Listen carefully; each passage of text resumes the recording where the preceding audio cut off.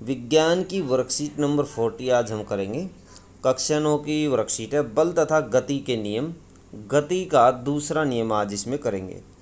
जिज्ञासा दीदी, यह तो समझ में आ गया कि कोई भी वस्तु एक असंतुलित बल लगने पर ही गति करती है, लेकिन क्या हम इस बल की मात्रा को ज्ञात कर सकते हैं?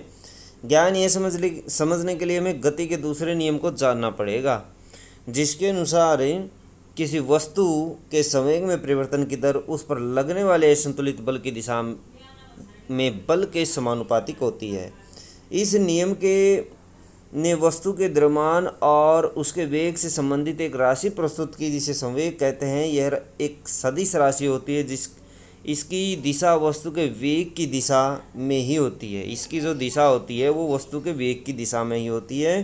किसी वस्तु का संवेग p उसके द्रव्यमान m और वेग v के गुणनफल के बराबर होता है। p बराबर mv के बराबर होता है। m द्रव्यमान है, v इसका वेग है। इसका SI मात्रक किलोग्राम मीटर प्रति सेकंड होता है। गति का दूसरा नियम हम करेंगे और इसका गणितीय रूप करेंगे। माना कि m द्रव्यमान की कोई वस्तु प्रारंभिक वेग u से सीधी रेखा में चल रही है और t समय तक एक निश्चित बल F लगाने पर उसका वेग v हो जाता है। तब वस्तु का प्रारंभिक वेग बराबर होगा p1 बराबर mu और अंतिम वेग होगा p2 बराबर mv।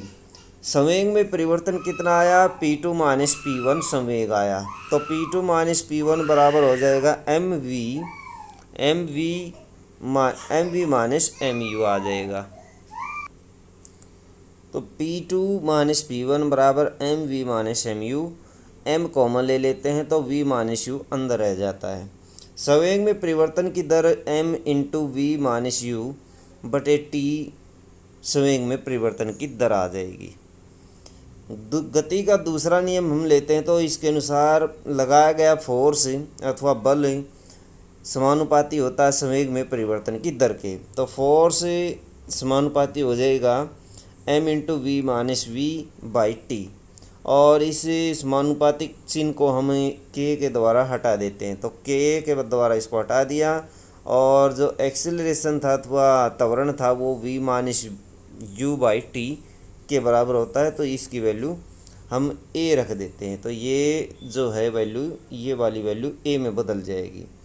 तो f बराबर हो जाएगा किसके? k इंटू एम ए के बराबर हो जाए। यदि k का मान 1 है तो f बराबर एम ए के बराबर हो जाएगा। बल का मात्रक किलोग्राम मीटर पर सेकंड स्क्वायर होता है, जिसको हम न्यूटन लिख सकते हैं, अथवा बल का मात्रक न्यूटन होता है।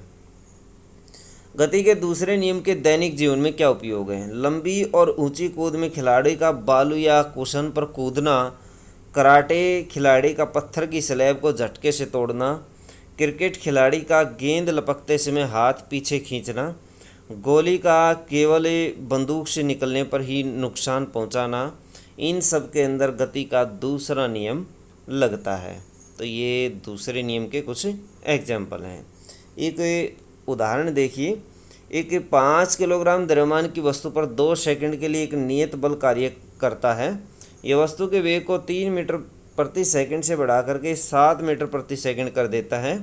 लगाए गए बल की मात्रा ज्ञात करें, और यदि इस बल को 5 सेकंड के लिए आरोपित किया जाए तो वस्तु का अंतिम वेग क्या होगा? तो पहला पार्ट देखिए। सबसे पहले आरोपित बल की मात्रा हम ज्ञात करेंगे। u हमारे पास 3 मीटर प्रति सेकंड दी हुई है, प्रारंभिक चाल, प्रारंभिक वेग दिया हुआ है 3 मीटर प्रति सेकंड, अंतिम वेग दिया हुआ 7 मीटर प्रति सेकंड, और t समय दिया गया है 2 सेकंड, जबकि m द्रव्यमान दिया गया है 5 किलोग्राम।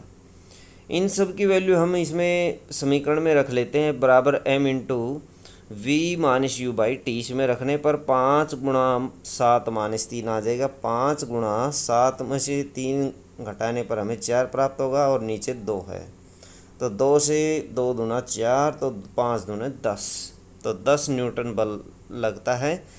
इस तरह से हम कैलकुलेट कर सकते हैं। दूसरा पार्ट है, यदि इस बल को 5 सेकंड के लिए आरोपित किया जाए तो वस्तु का अंतिम वेग कितना होगा? t बराबर 5 सेकंड है। v के लिए फॉर्मूला ft बटे m जमा u यूज़ करें, तो 10 गुणा 5 बटे 5 और जमा 3, 13 मीटर प्रति सेकंड आ जाएगा। अंतिम वेग 13 मीटर प्रति सेकंड होगा। स्वयं को जांचिए।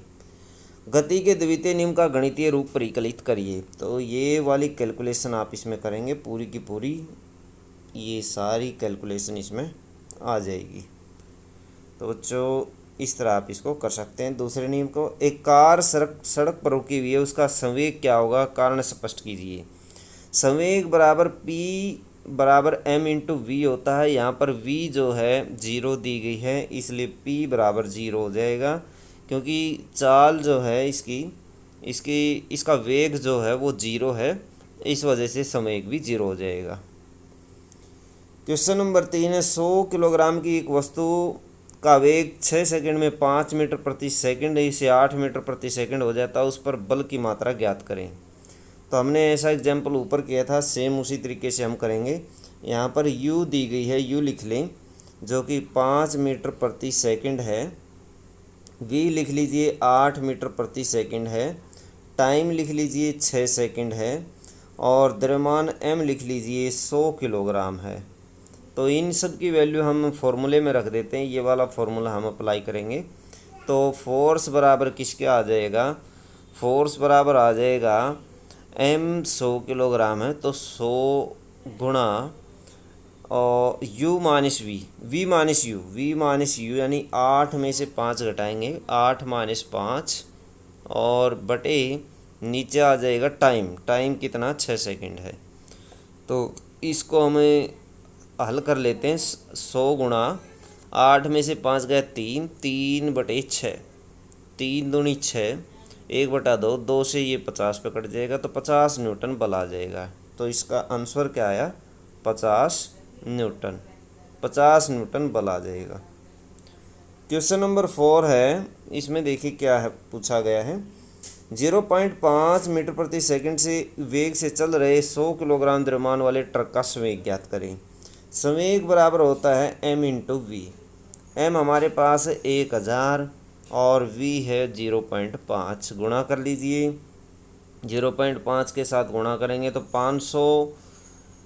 500 संवेग आ गया किलोग्राम मीटर प्रति सेकंड, ये इसका संवेग आ गया।